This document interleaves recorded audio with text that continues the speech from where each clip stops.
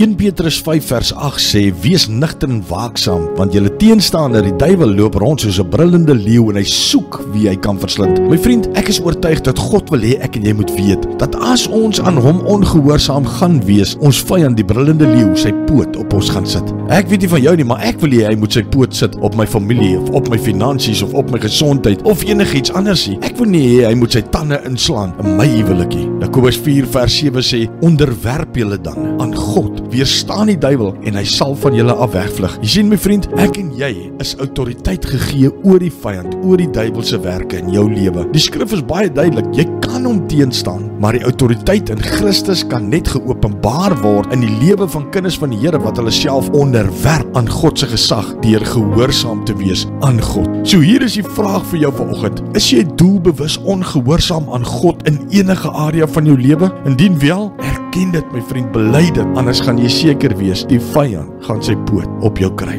Maar Vader, dankie vir hierdie waarskuwing vanoggend in die woord. Dankie Here dat U ons die vermoë en die autoriteit gegee het om die vyand te kan teenstaan. Dankie Here vir hierdie amazing skrif vanoggend. Dankie Here dat ons kan waaksaam wees, dat ons die vyand kan teenstaan. Dankie dat U ons autoriteit gegee het oor hom. Ons loof vir U, ons prys U en ons eer U in Jesus se naam. Amen.